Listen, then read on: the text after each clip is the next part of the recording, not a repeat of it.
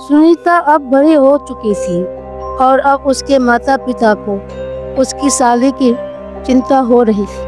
हालांकि सुनीता बहुत अच्छी लड़की थी जिसके लिए कई अच्छे लड़के का रिश्ता आ रहे थे, जिनको लेकर सुनीता के परिवार में विचार विमर्श चल रहा था।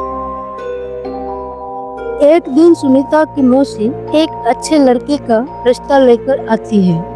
लड़के का फोटो बहुत ही सुंदर थी, जिसे देखते ही सुनीता के माता पिता मोहित हो जाते हैं और तय कर लेते हैं कि इसी लड़का से सुनीता की शादी करेंगे। सुनीता को भी ये लड़का अच्छा लगा होता है। सुनीता की मौसी लड़के वाले को रिश्ते के लिए हाँ कर देती है। सुनीता के घर में लड़के वालों की जबरदस्त स्वागत किया जाता है। दोनों परिवारों के बीच रिश्तों की बात होती है। दोनों की धूमधाम से शादी कर दी जाती है। शादी के बाद लड़का सुनीता को लेकर शहर चला जाता है। शहर में वो कंपनी के मकान में रहता है। दोनों की शादीशुदा जिंदगी खुशनुमा चलने लगती है। सुनीता अपने पति को बहुत प्यार करने लगती है। एक दिन सुनीता और उसका पति फिल्म देखने थिएटर जाते हैं। दोनों पूरा दिन खूब मजे करते हैं, लेकिन जैसे ही वो वापस मुड़ रहे होते हैं, अचानक एक कार सुनीता के पति को जोरदार टक्कर मार के चली जाती है। वह तुरंत अपने पति को उठाती है और उससे पूछती है कि आपको कहीं चोट तो नहीं लगी। सुनीता का पति मुस्कुराते हुए सुनीता के साथ चलने लगता है। सुनीता अपने पति के साथ घर आ जाती है। रात हो चुकी थी। दोनों बाहर से ही खाना पीना करके आए थे। सारा दिन दोनों ने बहुत मजे किए थे। तो सुनीता थक चुकी थी, इसीलिए आते ही अपने घर में सो जाती है। सुबह उठते ही सुनीता अपने पति के लिए चाय नाश्ता बनाती है और अपने पति को उठाने चली जाती है, लेकिन वह पहले से ही जाग रहा होता है। सुनीता अपने पति के सामने चाय नाश्ता रख देती है और अपने काम में लग जाती है। जैसे ही सुनीता वापस आती है तो चाय और नाश्ता वैसे ही रखे होते हैं। सुनीता के पति उसे हाथ तक नहीं लगाया था। सुनीता अपने पति से बोलती है, यदि आपको चाय नाश्ता नहीं करनी थी तो आप मना कर देते, बर्बाद क्यों कर दिया। सुनीता का पति कहता है, कोई बात नहीं, मेरे लिए खाना मत बनाना, आज मेरा मूड नहीं है। सुनीता के पति तैयार होकर निकल जाता है। सारा दिन सुनीता घर में काम करने के बाद अपने पति का इंतजार करती है, अब आएंगे। सुनीता को ऐसे ही इंतजार करते करते 2 दिन बीत गए।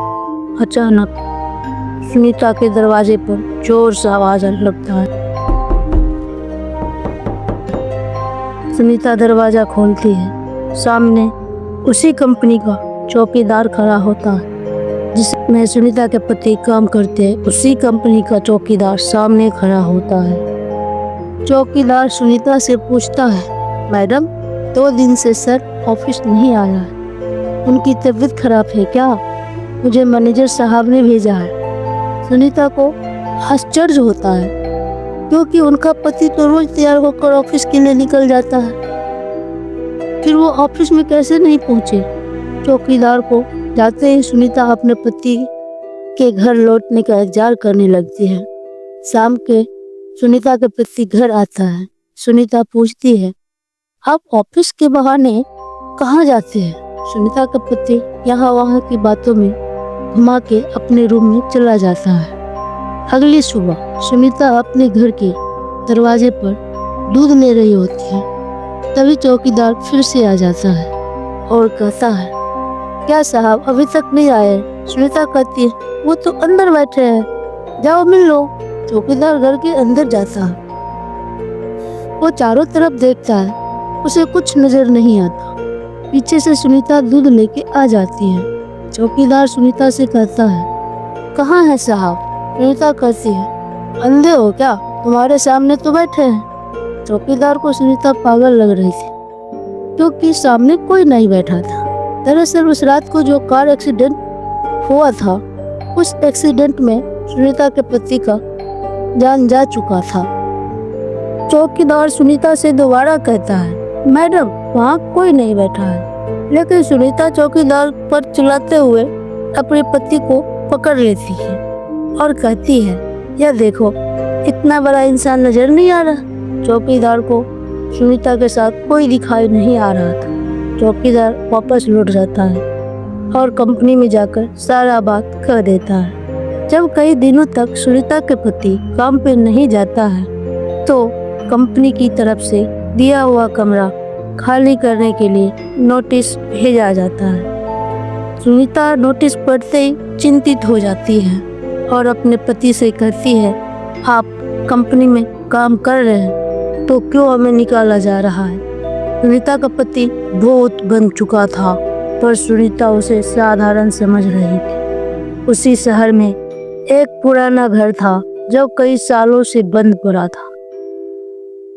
और वहाँ कई भूतिया आत्माएं रहती थी। सुनीता के पति सुनीता से उसी घर में चलने के लिए कहता है। सुनीता अपने पति की बातों में आ जाती है और उसके साथ जाकर वही रहने लगती है।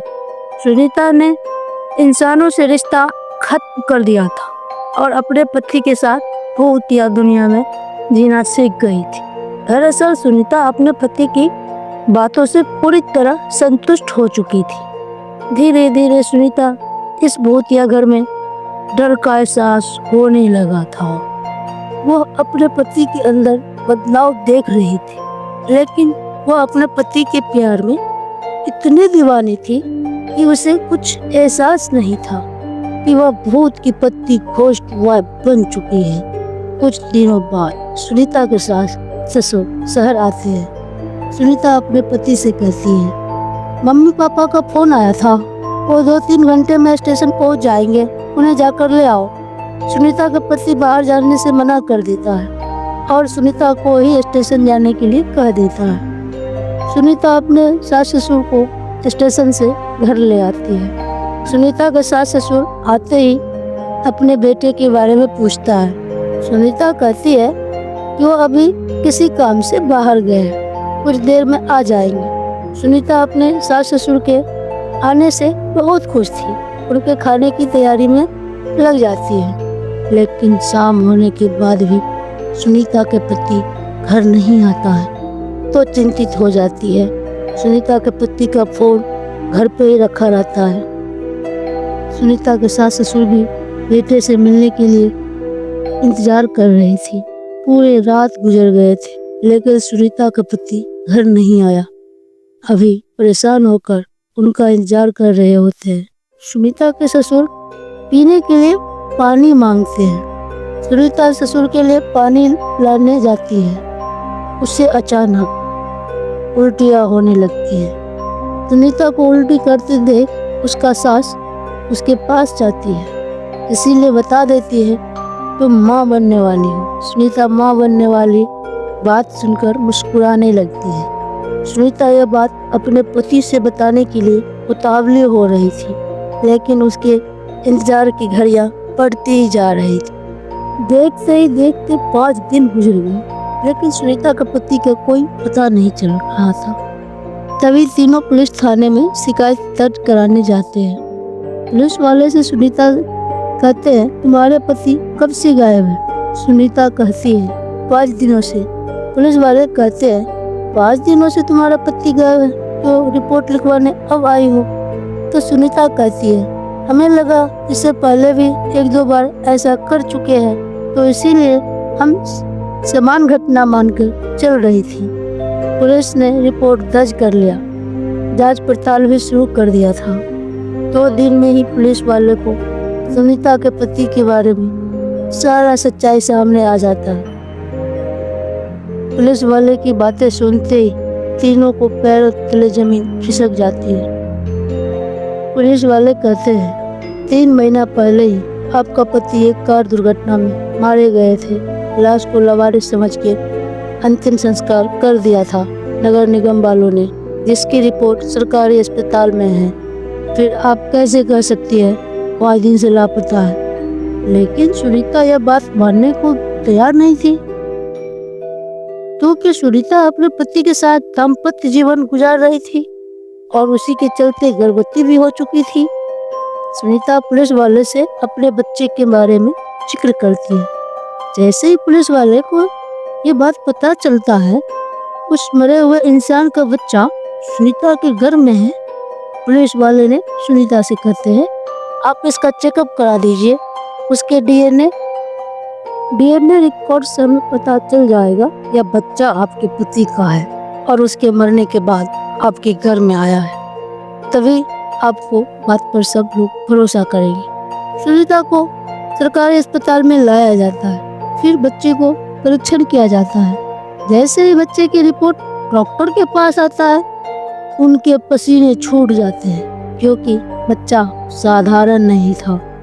वो 2-3 महीने का था, पर उसका विकास 8 महीने से भी ज्यादा का लग रहा था और अगले महीने ही जन्म लेने वाला था। डॉक्टर के लिए अपने आप में एक ऐतिहासिक बात थी। 4 महीने में कैसे कोई बच्चा जन्म ले सकता है? डॉक्टर सुनीता की हालत के बारे में विचार कर रही थी। अचानक सुनीता को दर्द होने लगती है। डॉक्टर परेशान थी, क्योंकि सुनीता की हालत खराब होती जा रही थी। सुनीता को आपातकालीन कक्ष में लाया जाता है। तभी डॉक्टर को पता चलता है सुनीता को डिलीवरी का समय आ गया है। कुछ ही देर बाद सुनीता को ऑपरेशन के द्वारा डिलीवरी करा दिया जाता है। सुनीता एक भूतिए बच्चे को जन्म दे चुकी थी, लेकिन उसकी शारीरिक बनावट कुछ अलग था, बहुत ही अलग था। उसके दांत चंद से निकला हुआ था, उसकी आंखें लाल थी, आंखें कुछ ज्यादा ही बड़ा था, दांत भी 2 बड़े थे। डॉक्टर ने ऐसा बच्चा पहली बार देखा था। पुलिस वाले को भी यकीन हो जाता है कि सुनीता सही कर रही थी, बच्चा उसी के पति का है। पुलिस वालों ने अपने जीवन में पहला केस था जहां कोई भूत पिता बना था। सुनीता के अपने पति की मौत पर यकीन नहीं था, लेकिन सभी के कहने पर उसने मान लिया था। इसीलिए वह अपने बच्चे के साथ, सास ससुर के साथ गांव वापस लौट जाती है, अपने भूतिया बच्चों के पति का याद में जीवन बिताने लगती है।